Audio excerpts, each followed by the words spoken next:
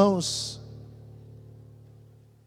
muito bom estarmos aqui, celebrando mais um ano dessa comunidade, 27 anos, e podermos juntos glorificar a Deus pelos seus feitos. Nós temos a alegria de receber o pastor Antônio Sávio, pastor da Igreja Presbiteriana das Graças, nosso querido irmão e amigo, e é bom poder estar com ele. Como nós dissemos ontem, ele viveu uma semana difícil com seu filho mais novo, o Davi, internado, mas louvado seja Deus, porque Deus tem agido, e a previsão é que o Davi já fique de alta hoje, para a glória do Senhor. Deus é bom em todo tempo, Deus é bom. E o pastor Sávio, mesmo com essa situação tão complicada, quem é pai, quem é mãe, sabe o que é ver um filho internado, com dores, com febre, com vômito, meio amarelo, e sem saber o que o filho tem, mas louvado seja Deus, porque ele está se recuperando, e pela graça do Senhor, com fé no Senhor, ele ficará curado, porque o Senhor é Yahvé Rafá, o Deus que cura. A Ele a glória e o louvor para sempre. Convidar o pastor Sávio, nesta manhã ele estará ministrando a palavra, que Deus o use com poder e graça. Seja bendito que vem em nome do Senhor.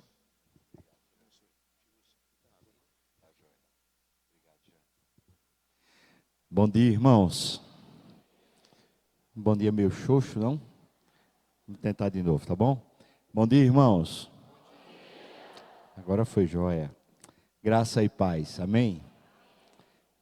Obrigado pelas orações, irmãos. Obrigado pelo carinho. Obrigado pelo apoio. Deus é sempre muito bom. Claro que eu estou muito feliz. A previsão de alta é agora meio-dia, se Deus assim permitir. Mas está tudo na mão dele, né? E aí Deus sabe o que é que faz. Queria compartilhar com você um texto que está lá em Apocalipse, no capítulo 1, versículo 9 até o versículo 20. Apocalipse, capítulo 1, do versículo 9 até o versículo 20.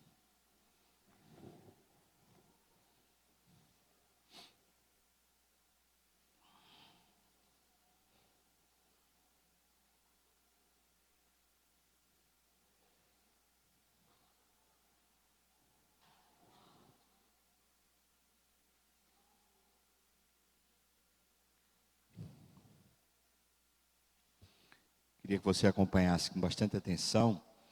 A narrativa de Apocalipse, ela é um pouquinho diferente do que a gente normalmente lê nas Escrituras, porque Apocalipse é um tipo de literatura bem própria.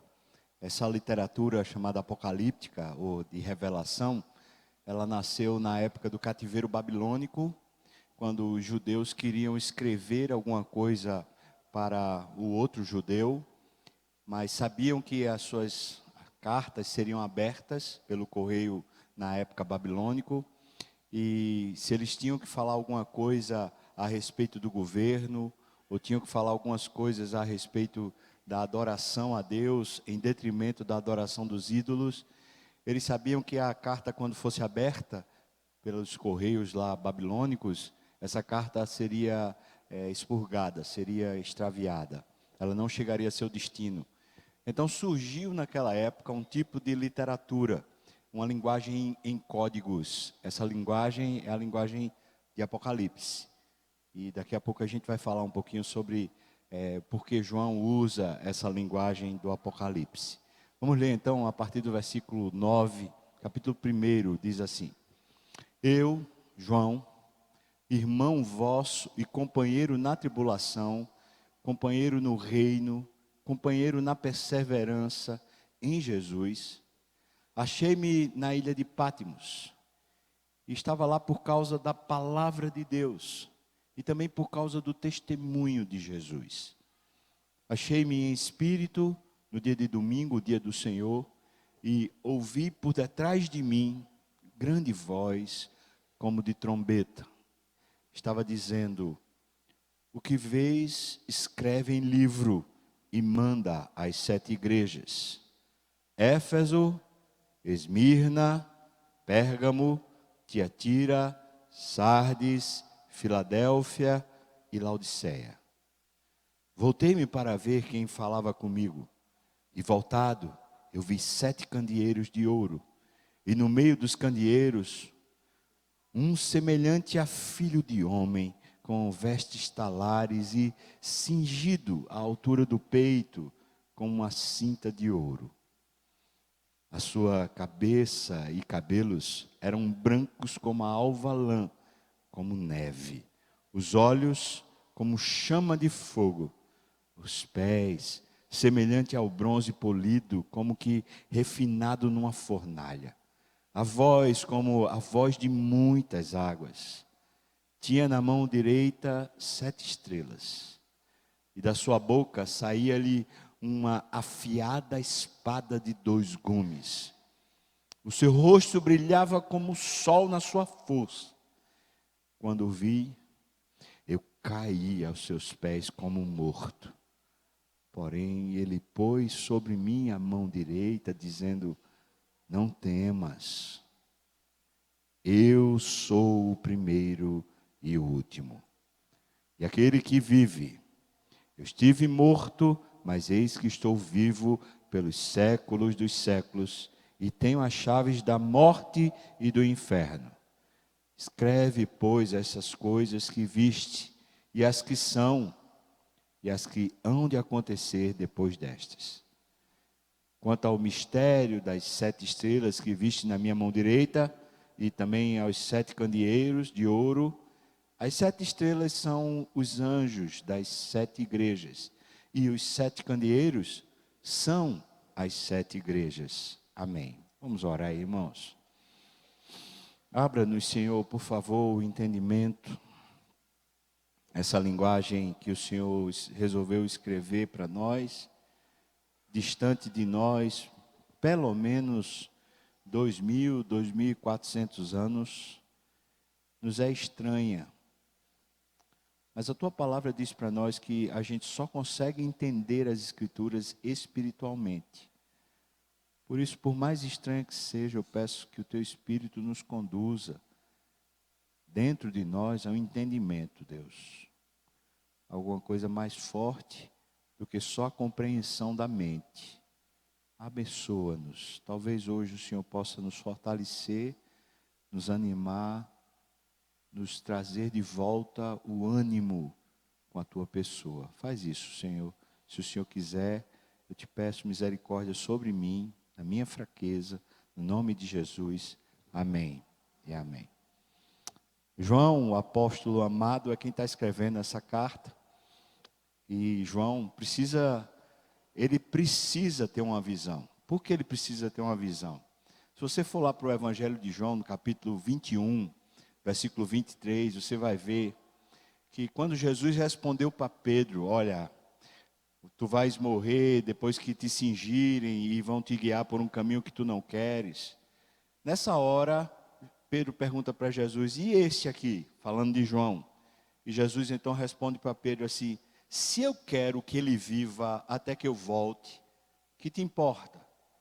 A partir disso, ficou corrente no meio da igreja de que João não morreria, de que João seria uma espécie de Highlander, um imortal. Ele iria ficar aqui sem morrer. E isso correu, o boato, está lá, João capítulo 21, versículo 23. João não acreditava que não morreria. João sabia que morreria, mas todos os demais, não, João não vai morrer, porque Jesus disse que ele não vai morrer. Claro, era um entendimento errado. Mas João foi ficando cada dia mais velho, e foi passando-se o tempo.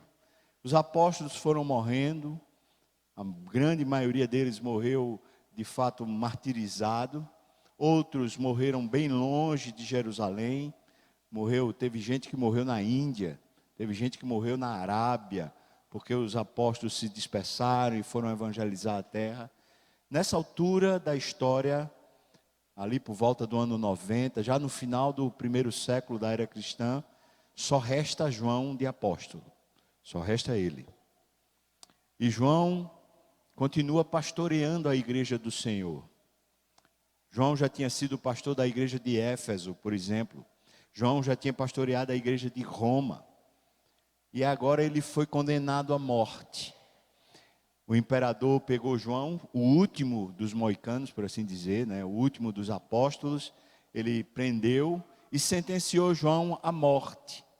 Colocou ele naquele auditório romano e pegou um tacho de óleo quente, daquele que ferve, e colocou João dentro do tacho de óleo quente, conforme a tradição nos diz, a história da igreja nos diz. Acontece que João foi colocado no tacho e ele continuou vivo. E ali ele pregava, e ali ele adorava a Deus. E aquele espetáculo que seria para mostrar a fraqueza da igreja, a fraqueza de João, se tornou um espetáculo para conversão. Milhares de pessoas naquele dia se renderam ao Senhor Jesus por causa do testemunho de João. Glória a Deus, como Deus é tremendo. O imperador não sabia o que fazer. Como é que a gente faz? A gente tenta matar a pessoa não morre. Pelo contrário, ele se torna ainda um exemplo maior para todo mundo. Ainda mais seguidores vão segui-lo. O que é que a gente faz com um cara desse? Então ele é condenado a ficar fora de linha, fora de ação, desterrado, sem ter acesso a seu ninguém, sem ter comunicação com ninguém. Já que a gente não pode matá-lo, a gente pode tirar a influência dele. Assim pensou o César. E então condena ele a um desterro numa ilha chamada Patmos. A ilha de Patmos não é uma ilha que tinha estrutura. Não era tipo assim um presídio que tinha lá algum tipo de estrutura. Não, era um desterro, um lugar isolado. Lançaram ele lá e diga assim, olha, se você sobreviver, sobreviveu. Se não sobreviver, também tá bom. Fica aí. Ele foi para lá. Agora eu queria que você pensasse, esse homem santo, homem de Deus, mas pensa, ele passou os seus últimos, talvez, 60, 70 anos, ele passou cuidando da igreja. Ele conviveu com Jesus, ele conviveu com os apóstolos, ele teve vários discípulos que se tornaram pastores da igreja. João constantemente cuidou da igreja, ele cuidou de Maria, a mãe de Jesus, depois que Jesus morreu e subiu aos céus. Esse homem é um homem cheio de amor, zeloso com a igreja, tem interesse real que a igreja continue progredindo, e de repente João sai de cena. João não pode mais atuar. João continua vivo, mas é como se estivesse morto. Ele não tem mais nada para fazer, ele não tem mais nada para conversar, ele não tem mais nada o que pregar, ele simplesmente está isolado. É muito provável que João foi pego por uma tristeza. E um tipo de tristeza que qualquer um justificaria. É a tristeza de alguém que pensa, para que eu vou continuar vivo? Porque enquanto eu tinha utilidade, enquanto eu poderia servir a igreja, enquanto Deus ainda me usava, tudo bem, ainda valia estar aqui nessa terra, mas agora eu estou só. Eu não tenho um familiar, eu não tenho alguém com quem conversar, muito menos eu tenho acesso à igreja para poder continuar edificando, pregando, me relacionando e também recebendo da igreja motivação, inspiração. Para que eu vou continuar vivo? É muito provável que João, a essa altura, estivesse bastante triste. Daí vem a revelação. A palavra Apocalipse significa exatamente isso, uma revelação. É no meio dessa tristeza, fruto do isolamento, fruto de uma espécie de desterro onde ele não tem mais acesso a absolutamente nada na vida. É no meio disso que João recebe uma revelação. Ele de repente é tomado por uma realidade maior. Eu consigo entender, pelo que o texto vai narrando, a partir do primeiro versículo aqui de Apocalipse, o texto vai narrando que João está preocupado com a saúde espiritual da igreja. Isso é tremendo. Esse homem é sério. Esse é um pastorzão. Ele é apóstolo, ele tem revelação de Deus, ele escreve as escrituras. O evangelho de João é escrito nessa época também. Ele tem ainda um coração cheio de Deus, cheio de Cristo, ama a igreja, mas ele não tem nada o que fazer mais com a igreja, então ele se preocupa. Quem vai continuar orientando os pastores? Quem vai continuar ajudando as igrejas a permanecerem sadias? Quem vai continuar essa obra em favor da igreja? E essa visão que a gente acabou de ler é justamente Jesus comunicando a João o que talvez ele queira comunicar a nós que vivemos nesse tempo onde a igreja está sendo tão assaltada pelo diabo e por tantas pestilências. A verdade que Jesus comunica a João é a seguinte: João, eu pastoreio a minha igreja. Preste atenção, irmão, porque isso é o cerne desse sermão. A igreja pode ter muitos pastores fracos. A igreja pode ter muitos problemas. A igreja, e talvez você está fazendo uma confusão mental, pensando assim, ele está falando da quarta igreja, ele está falando da igreja das graças, onde ele é pastor. Não, eu não estou falando de nenhuma igreja específica, mas eu estou falando igreja com o I maiúsculo. Ou seja, eu estou falando da igreja em geral. A igreja do nosso tempo, ela está sofrendo, mas está sofrendo gravemente. Mark Driscoll, um dos pastores bem grandes lá nos Estados Unidos, um estudioso sobre igreja, crescimento e movimento de igreja, um homem que tem dedicado anos da vida para fazer conferências a fim de motivar e inspirar a igreja. Ele fez a seguinte constatação a partir de vários estudos. Ele falou: a igreja, no sentido mundial, não apenas dos Estados Unidos, ela já chegou num platô.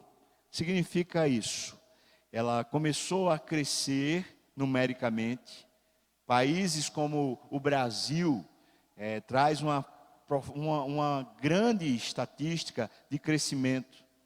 Nos últimos 20 anos, a quantidade de evangélicos no Brasil cresceu assustadoramente. E muita gente interpretou isso como se fosse um avivamento. E se falou muito. John Stott falou que o Brasil estava passando por um avivamento. Eu realmente não acredito que o Brasil passa ou passou por um avivamento, mas de fato começou a haver muita adesão de pessoas, dos brasileiros, às igrejas. Os brasileiros descobriram que podiam entrar na igreja evangélica e que podiam, através da igreja evangélica, pedir a Deus cura, pedir a Deus um salário melhor, pedir a Deus uma dignidade maior, e muita gente começou a entrar nas igrejas.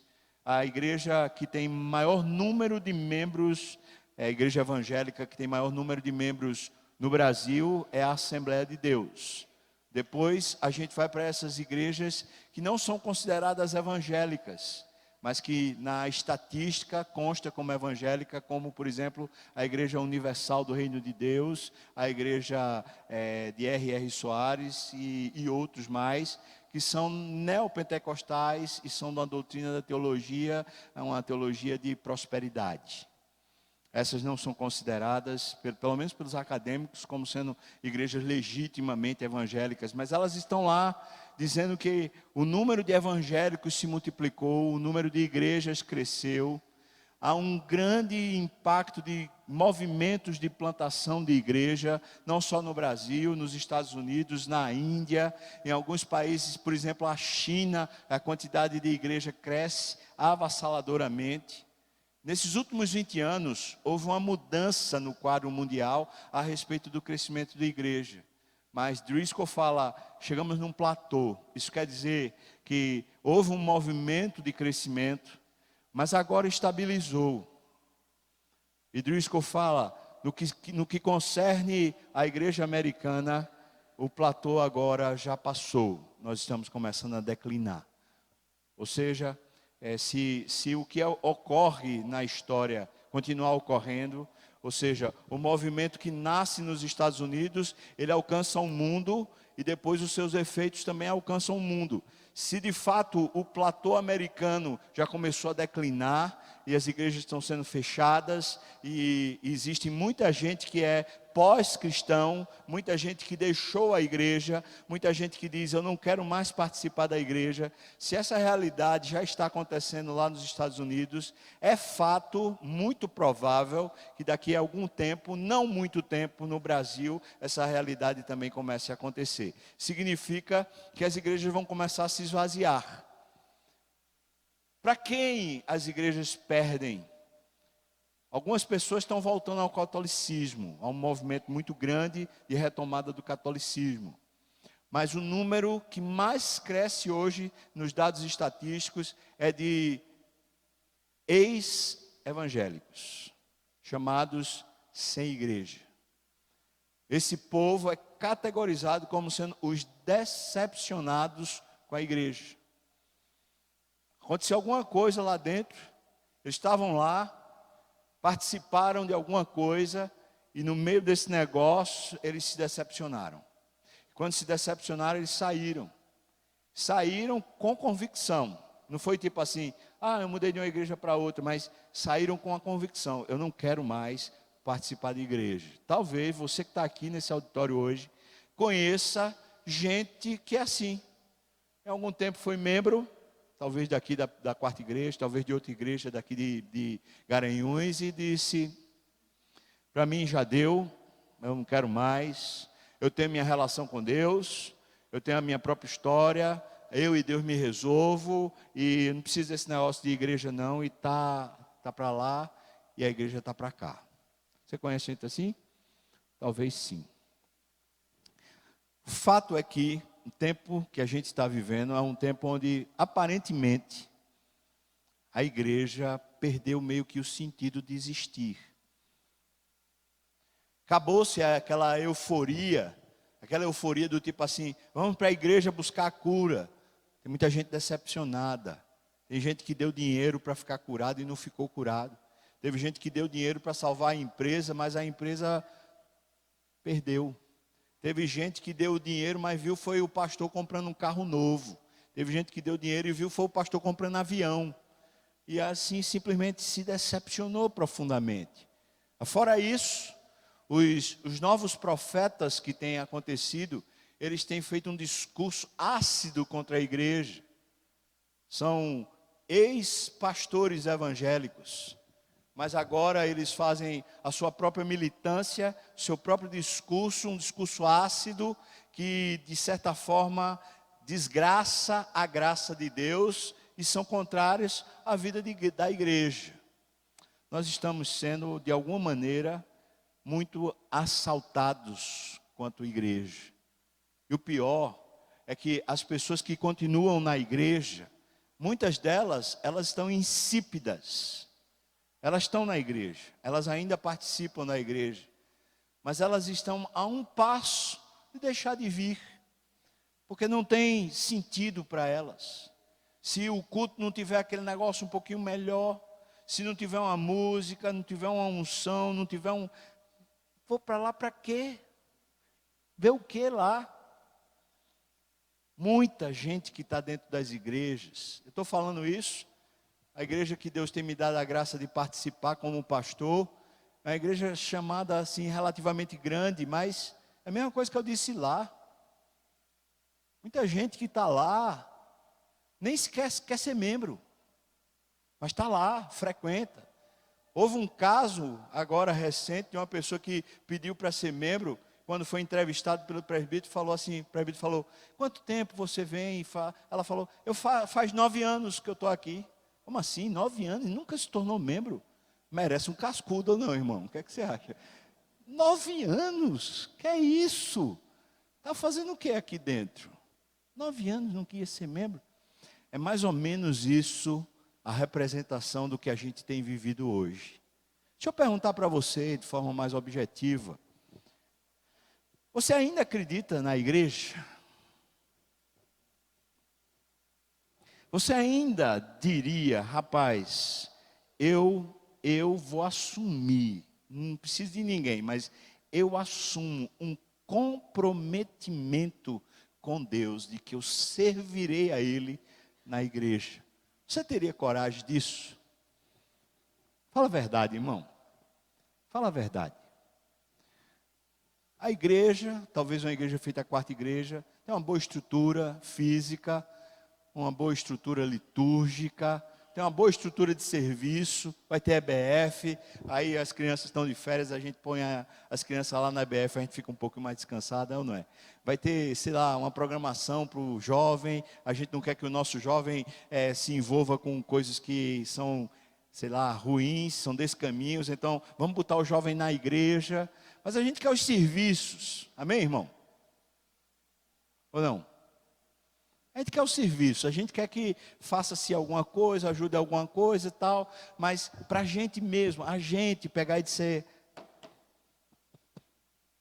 estou dentro. Mas eu não estou dentro assim, tipo, na hora que eu posso, não. Eu estou dentro para me gastar. Pode me gastar. Talvez você esteja em algum ponto, em algum grau, meio desmotivado, desanimado, ou talvez você esteja realmente a um passo de sair. Vou dizer para você, João não está assim, o texto não fala de João pensando em sair da igreja, mas fala de João fora da igreja. E João está fora da igreja, mas está meio doente, porque está fora da igreja.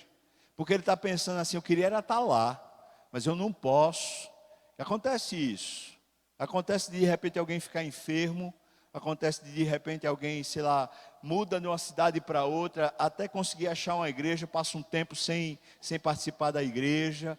Acontece às vezes de a pessoa não conseguir estar frequentando a igreja. João não está conseguindo frequentar a igreja, mas ele provavelmente está meio que desanimado, mas desanimado porque ele não pode fazer parte do negócio. Então Jesus aparece para João, para dizer para ele o que eu já disse para você. Jesus está dizendo para João, João, é o seguinte, fica peixe, fica sossegado, porque quem cuida da igreja sou eu. Você consegue acreditar nisso, irmão? Pleno século 21, 2019, você ainda acredita que é Jesus quem cuida da igreja? Você acredita que a quarta igreja é pastoreada por Jesus Cristo, Filho do Deus vivo? Você acredita nisso, irmão? Será possível? Você sabe a admiração, o amor que eu tenho por Jean-Marc. Eu falo isso lá na igreja, irmão. Esse homem para mim é um homem de Deus e ele não está pagando nada para mim não. Vou dizer essas coisas aqui. Mas digo para você, se fosse Jean-Marc pastoreando essa igreja só por ele, esse negócio aqui era um fiasco. Era um fiasco.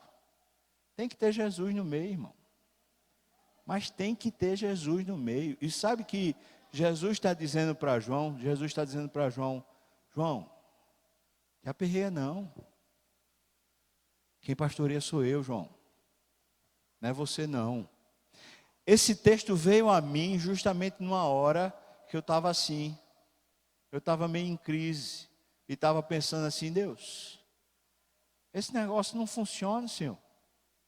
A gente ora, a gente chora, mas esse negócio não funciona. Sempre aparece um ladrão da alegria no meio da igreja. Sempre tem alguém que está fazendo mal dentro da igreja. Senhor, esse negócio não funciona. Quando eu estava nesse desencanto, apareceu esse texto para mim, para dizer para mim assim, ei fubá, você sabe que Deus me chama de fubá, né? Então, ei fubá, quem pastoreia a igreja sou eu, cara. Fica calmo, cara. Para, eu queria que você ouvisse hoje pela manhã como Jesus pastoreia a sua igreja. E quando ele faz isso, ele faz com você. É assim que ele lhe pastoreia. Veja só a visão, vamos lá, pode seguir o texto? Dê uma olhada no texto, por favor. O texto diz assim para nós, veja. Eu fui lá para a ilha de Patmos por causa do testemunho do Senhor. Mas eu sou como vocês. Veja que ele diz no versículo 9. Eu sou como vocês, eu sou companheiro de vocês na tribulação. Ou seja, eu passo pelos problemas que vocês passam. Eu não sou alguém que está fora da vida. Eu passo pela tribulação. Eu também fui para a ilha de Patmos porque eu tenho um rei que governa a minha vida. Eu não fui para a ilha de Patmos porque eu sou um marginal, mas porque eu estou obedecendo ao rei que me governa. Tem mais. Ele diz, aqui ainda, eu fui para a ilha de Patmos porque eu persevero.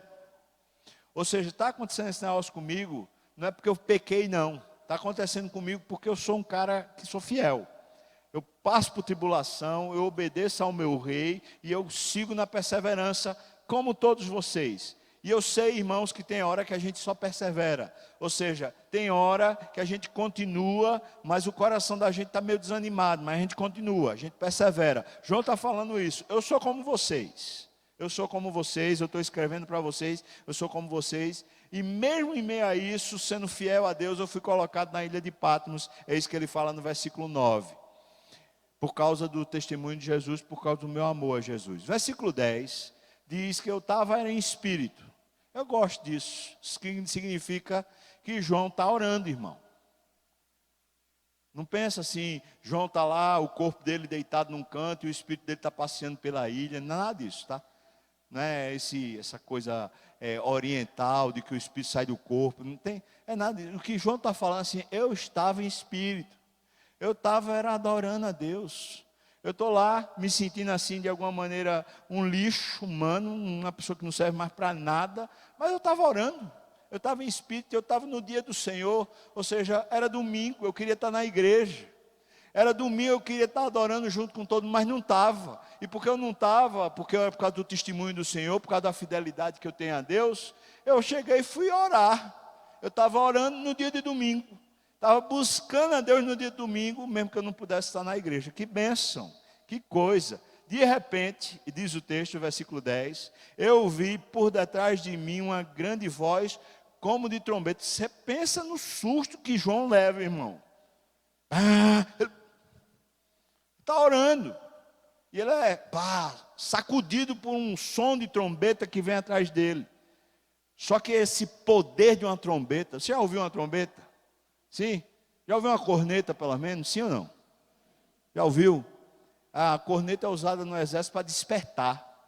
Ela é usada no exército para dar comando para a tropa quando a voz não chega. Então a trombeta vai lá e pá! E aí todo mundo escuta.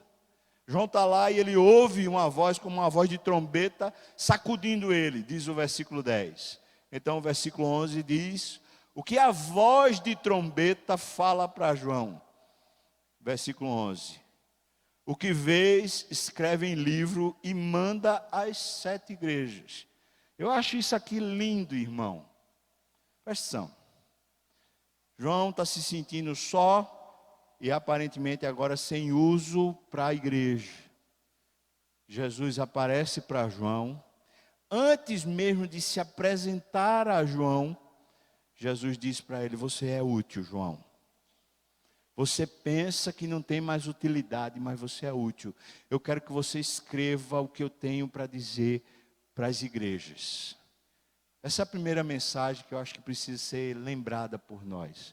O supremo pastor da igreja, quando ele fala com você, no meio da sua oração, ele não fala para você simplesmente as coisas que talvez você queira ouvir, mas ele fala o que ele quer dizer. E uma das coisas que o Supremo Pastor fala para todos os crentes de todas as épocas é: você é útil.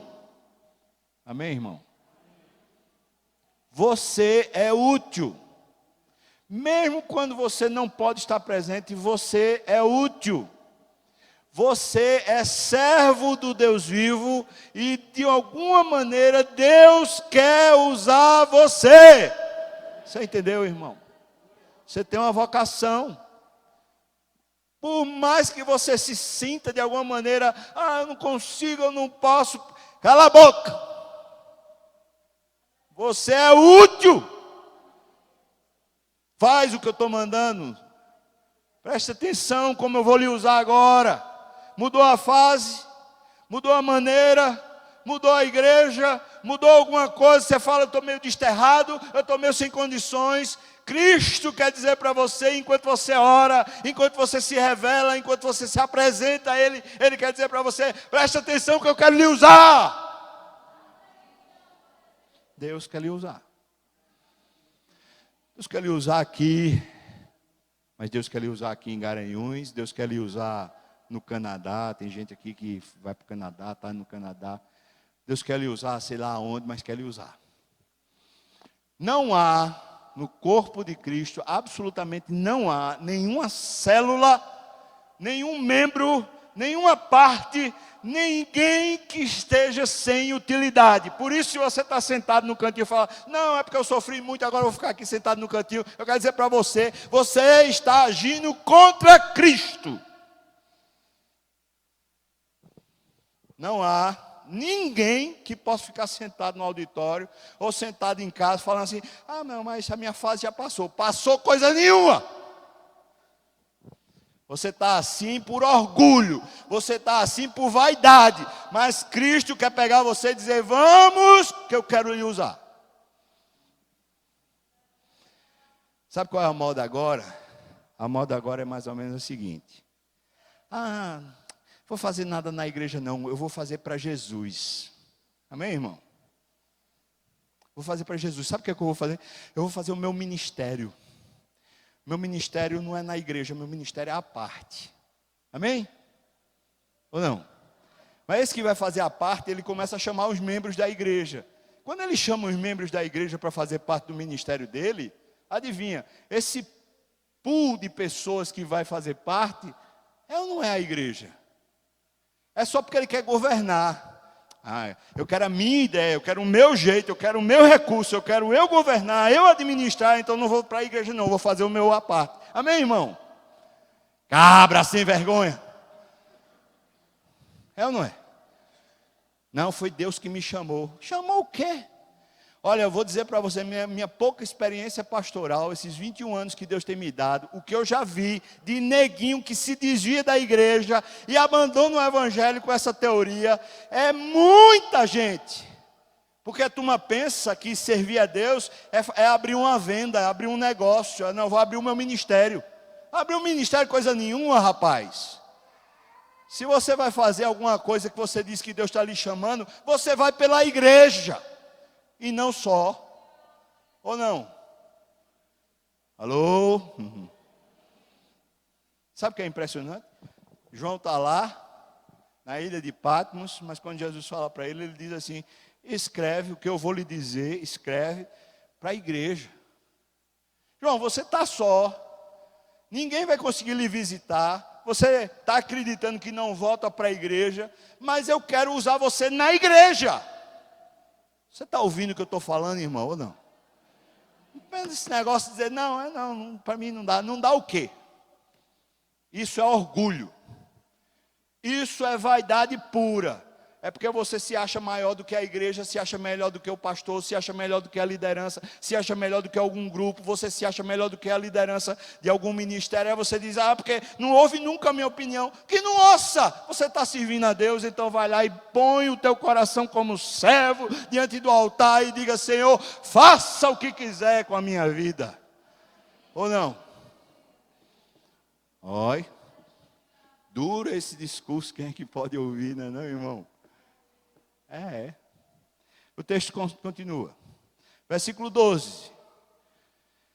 Nessa hora que João ouve a voz, versículo 12 diz, voltei-me. Nessa hora ele se vira. Voltei-me para ver quem falava comigo. Vê só, irmão, aqui é. Você imagina o susto que o cara levou. Ele levou o susto, a voz disse para ele, escreve para a igreja.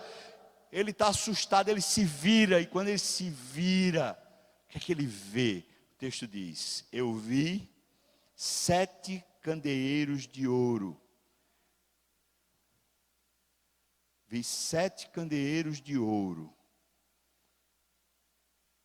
E no meio dos candeeiros, eu vi um semelhante a filho do homem. Eu vou daqui a pouco descrever tudo que ele vê no filho do homem. Mas antes, deixa eu dizer o que é que ele está vendo. quando ele se volta para ver, ele vê a igreja. Porque os 7 candeeiros, depois está explicado no versículo 20, os 7 candeeiros são a igreja. Mas ele vê no meio dos 7 candeeiros, o Filho do Homem. Ele vê Jesus. E essa é a visão que teria que encher o nosso coração. Jesus está no meio da igreja. Você acredita nisso, irmão, ou não? A gente vai participar da ceia daqui a pouco, se Deus der graça. Calvino falava, o pão não vai virar carne para você comer e mastigar carne. O suco de uva, o vinho, também não vai virar sangue para você beber sangue. Mas Jesus declarou que o pão era o corpo dele. Jesus declarou que o sangue, ou melhor, que o vinho era o sangue dele. Então nós comemos e bebemos a verdadeira pessoa de Cristo. É Ele sendo entregue a nós para comermos, nos alimentarmos dEle. Ele está aqui, irmão. Se tem um motivo para a gente estar aqui hoje, não se chama igreja, quarta igreja, pastor Jamarque, pastor Sávio, ou pastor sei lá o quê. Se a gente está aqui é porque tem Jesus nesse negócio. Está no meio da igreja, João viu. Agora isso de alguma maneira já começa a restaurar João. Ele está pensando, quem vai cuidar da igreja? Primeira coisa que ele vê é, meu Deus, as igrejas estão sendo cuidadas. Tem um Supremo Pastor. Eu achava que eu precisava fazer um negócio, mas na verdade Jesus já está fazendo. Ele está lá. Quando ele olha para esse que é como o Filho do Homem, veja o que diz o texto, por favor, versículo 13. Ele diz, estava com vestes talares e cingindo no peito, na altura do peito, uma cinta de ouro. Isso aqui é uma referência à guerra. Está dizendo que a pessoa que ele vê é um guerreiro vitorioso, mas é rei. É um rei que saiu para as batalhas e não teve derrota nenhuma. Veja só, as talas são sinônimos de cada vitória que ele teve, como se fossem troféus. A veste talar quer dizer que a medida de quantas talas ele tinha para preencher todo o seu corpo, era sinônimo de quantas guerras e vitórias ele tinha tido. Só que eram tão grandes as talas, que em vez de estar na cintura, estavam na altura do peito. E o peito estava com um cinto de ouro, quer dizer, é rei de verdade. Quem é que está governando a igreja, irmão?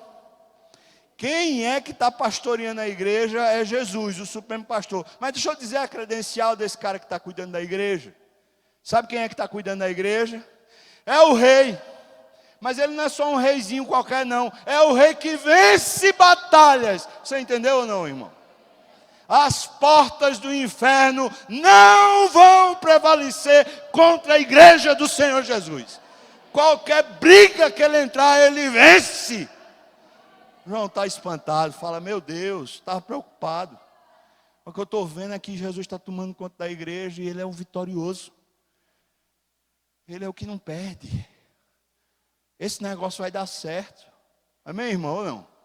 Está declinando, vai ter gente que vai sair da igreja, mas esse negócio vai dar certo.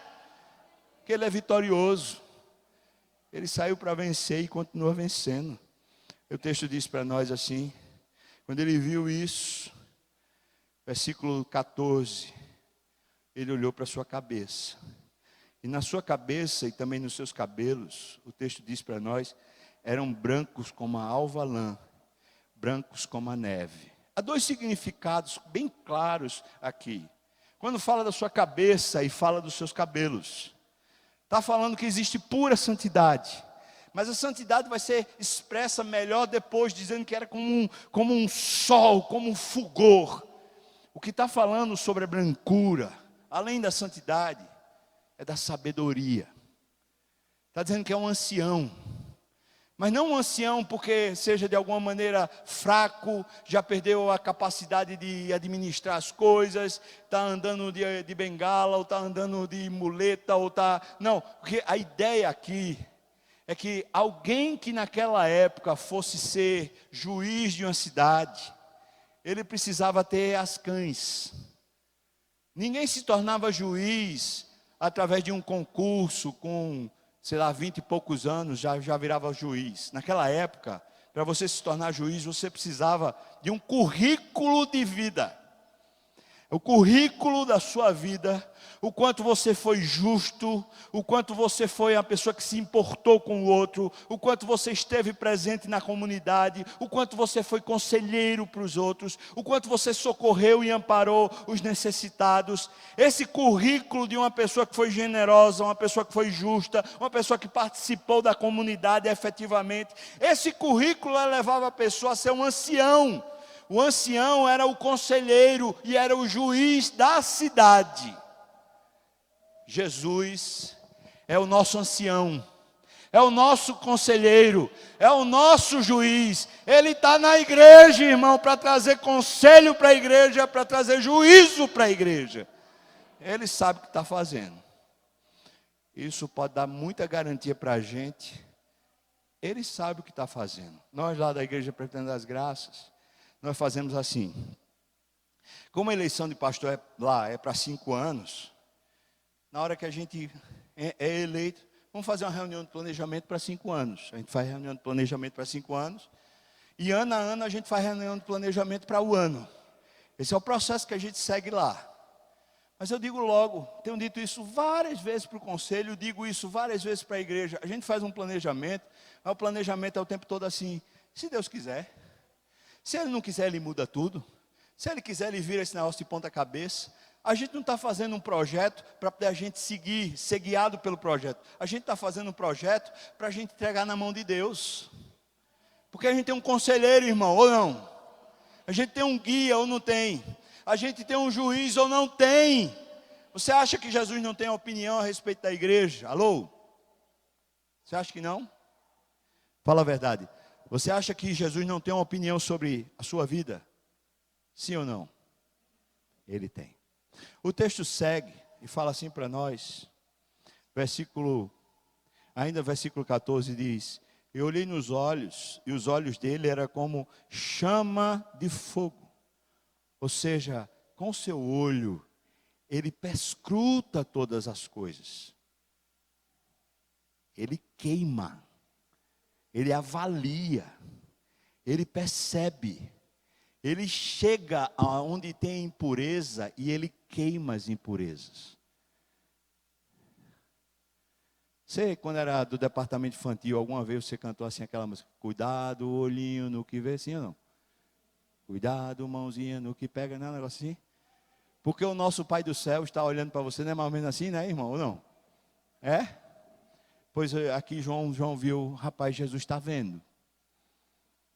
Tem 2 maneiras de a gente pensar nisso. Uma é, se eu estou fazendo tudo errado, aí eu fico com medo, falo, eita pau, Jesus está vendo, é ou não é, irmão? Mas se eu estou vivendo de forma honesta e justa, e estou vivendo para Ele, deixa eu dizer uma coisa para você, Jesus está vendo. Isso é maravilhoso, não está ao acaso, não está de qualquer jeito, Jesus está observando absolutamente tudo.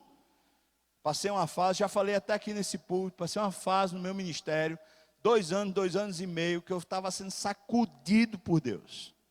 Havia difamação a meu respeito, eu estava sendo, de muitas maneiras, eu estava sendo maltratado. E a minha vontade era, Senhor, eu quero pular fora da igreja. Eu orava de madrugada e falava, Senhor, eu não aguento mais, eu quero pular fora desse negócio. Chegou uma hora que eu estava tão assim, congestionado no meu peito, que eu falei para Deus, Senhor, eu não quero mais nem viver. Eu não quero mais não sair da igreja, eu quero sair da terra, eu não quero mais viver, porque eu não aguento, Senhor. Esse negócio aqui não é para a gente não.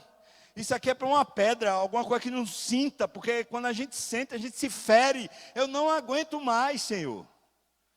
Aí, de repente, a gente escuta o que João está dizendo. Jesus está vendo, filho.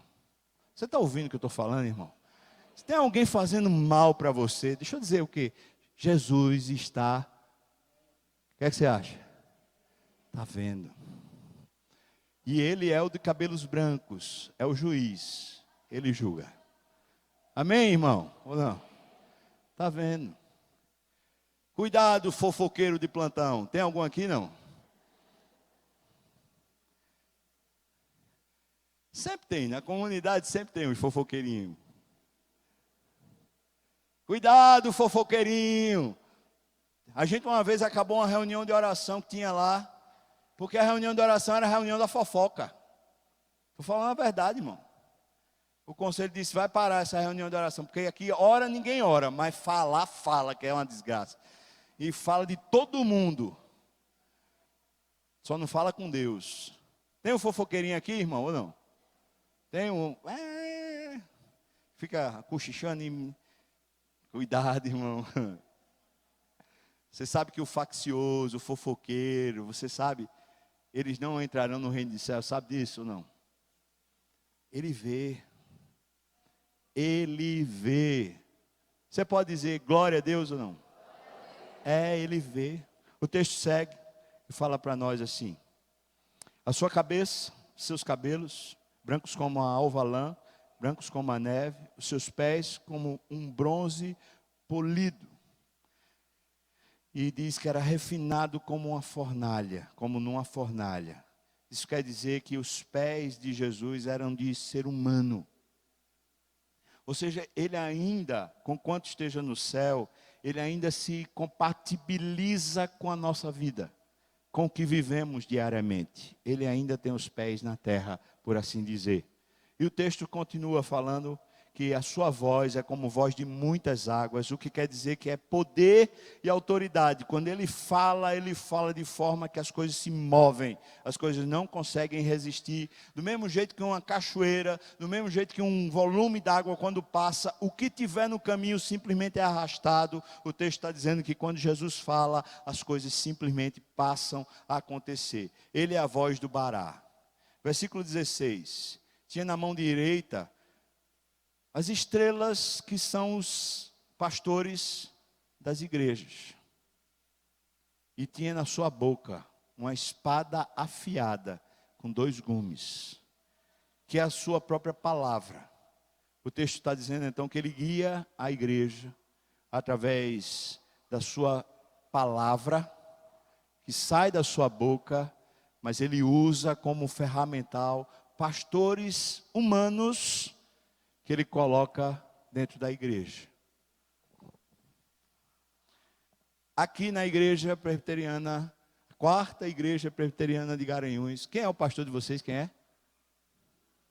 Quem é, irmãos? Está com dúvida ou não? Ô, Jean, cadê? Que é isso, Jean? Quem é o pastor de vocês, irmão? Vê só. Vocês elegeram, tá bom? O problema é de vocês, é brincadeira. Vocês elegeram, mas você pensa que foi isso que definiu? Foi não, irmão. Antes de você definir com o seu voto, Jean parou para orar e falar: Deus, é isso que o Senhor quer? Em meio às orações de Jean, estava o conselho dizendo: será que é isso que Deus quer para a igreja? Teve todo um processo que você não fez parte, mas você foi lá e votou. Aí você acha que no meio desse negócio todinho, foi só arrumadinho de homens, foi só jeitinho de pessoas, foi só articulação e manobra. Vou dizer para você, no nome de Jesus, não. Tem Deus. Quem põe o anjo da igreja na igreja, adivinha quem é? Quem é? Deus. Aí você vai dizer: mas eu conheço a igreja que está se acabando por causa do pastor. Sabe quem foi que botou esse pastor lá?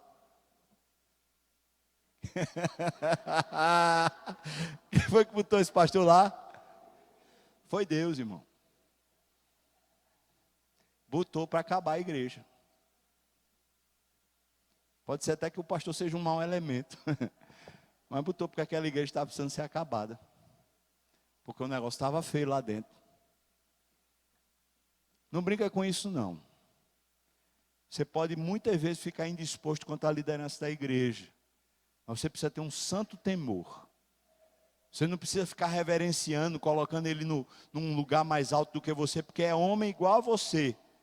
Mas você precisa ter um santo temor, precisa ter respeito, porque a autoridade que repousa sobre ele é a autoridade de Jesus. Você está entendendo?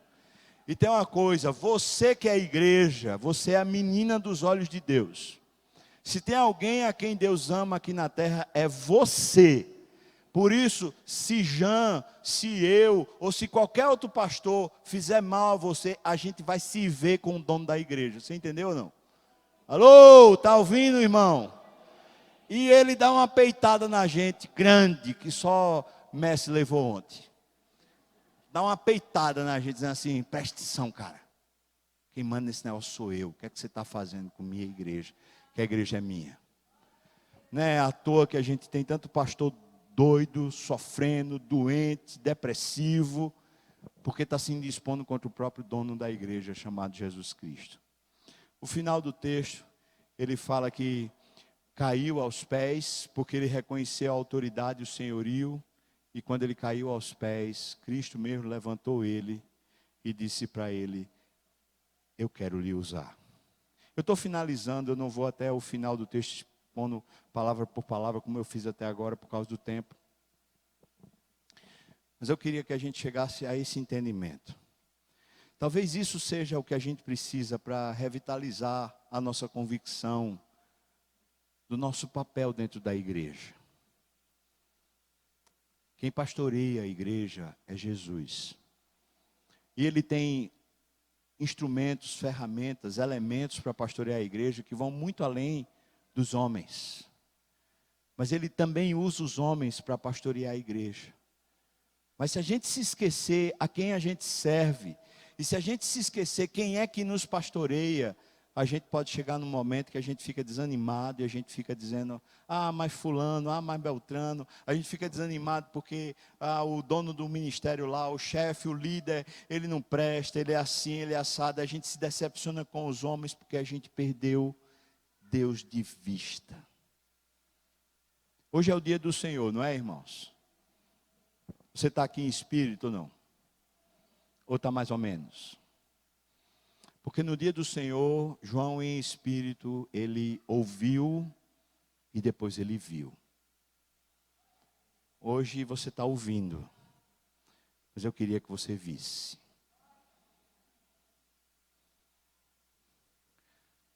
Você já deve ter ouvido falar de George Miller. George Miller foi um homem de Deus que viveu na Inglaterra. E ele leu no Salmo que Deus é o pai dos órfãos. E ele resolveu cuidar dos órfãos da cidade.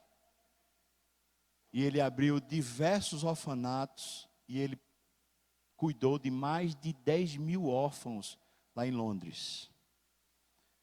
Só que ele nunca pediu dinheiro nenhum a ninguém para cuidar. E ele nunca teve dinheiro pessoal para poder dar. Como é que você alimenta 10.000 pessoas diariamente, 3 refeições, sem ter dinheiro? Ele orava. Ele dizia, eu não posso pedir aos homens, porque quem é o pai deles, o pai dos órfãos, é Deus. Então eu tenho que pedir para o pai deles. George Miller, ele leu a Bíblia por mais de 200 vezes. Sendo 50 dessas vezes, ele leu de joelhos. E antes da sua morte, quando ele foi perguntado por um repórter o que ele gostaria de fazer ainda, George Miller, de joelhos, respondeu, eu gostaria de ler mais a Bíblia. Vê só, irmão, pois eu conheço pouco ainda da excelência de Cristo. Hoje você ouviu. Eu queria chamar você para ver. Ver o que João viu. Ver o que eu vi quando eu fui assaltado, tomado de assombro por esse texto. Eu queria que você visse a excelência de Cristo. Porque o que está faltando para você, o que está tirando o seu ânimo, o que está fazendo você ficar em dúvida com um pé lá e outro cá, não é a igreja. É você não ver mais o pastor da igreja. Você perdeu de vista o pastor. Você perdeu de vista a excelência de Cristo. Você perdeu a preciosidade da gente se reunir. Você perdeu o grande dono de tudo isso. E quando se perde isso, a gente perde até mesmo a noção de para quem a gente vive. Vamos voltar, irmãos? Amém? Vamos voltar, irmãos? Amém? Vamos voltar. Você precisa ver. Que tal voltar a Bíblia? Alô, estou falando com você. Que tal voltar a Bíblia, irmão? Lê de novo, dizer, eu quero ver esse negócio. Eu quero conhecer esse Cristo, o meu dono, o meu pastor. Eu quero ouvir a sua voz da boca dele, não da boca do pastor. Quero de novo conhecer a excelência dele. O que é que você me diz? Vamos voltar, irmão. Vamos voltar a orar. Mas orar de verdade. E quando fala orar, é como George Miller. Diz que certa vez, de manhã, quando ele acordou, não tinha pão, não tinha absolutamente pão nenhum para dar às crianças. E quando ele acordou e a pessoa já chegou dizendo na porta, olha, Miller, não tem pão para dar aos órfãos. Ele falou, peraí. Fechou a porta, se ajoelhou e falou assim, Pai, não tem pão para os teus filhos. Em nome de Jesus, amém. E saiu. Só foi isso. Quando ele saiu, alguém tocou na campainha. Tinha várias carroças lá, cheias de pães. E as carroças estavam lá, e aí disseram assim, por que trouxeram para cá? Não, esses pães todos eles iam para o palácio real, ia para a realeza. Mas quando chegou lá, disseram que estava assado demais o pão. Aí então George Miller disse, não estava assado demais não. Foi que o pai dos órfãos queria dar esse pão, era para os filhos dele. Você entende, irmão? Está na hora da gente voltar a orar. Fala com Deus, irmão. Mas fala de verdade com Deus. Não fala com o teu joelho, não fala para as paredes. Fala com a alma, fala com o coração. Para o Cristo que está entre nós. De verdade. Vamos voltar, irmão. Vamos voltar, irmão. Está na hora de voltar. Está na hora de voltar a palavra. Pegá-la, devorá-la, lê-la, amá-la. Está na hora de voltar às escrituras, mas está na hora de voltar aos joelhos santos, falar com Deus e crer que o Deus vivo o viu. O que é que você acha? Vamos voltar? Vamos orar, irmãos? Muito obrigado, Deus, porque tua palavra não volta vazia. O Senhor sabe o que é que o Senhor quer fazer conosco. Eu quero clamar ao Senhor, clamar a Deus. Leva-nos a essa visão. Leva-nos a sermos persuadidos de novo por esse fogo que vem por causa da presença e não por causa de espetáculo nenhum na terra. Faz a gente ver de novo o dono da igreja, sendo esse que nos ama, que nos alimenta, que nos pastoreia, que nos cuida. Faz de novo vermos a Ti, ó Deus, com a excelência da Tua pessoa. Inunda-nos com Teu fogo, ó Deus. Abençoa-nos no nome de Jesus. Amém e amém.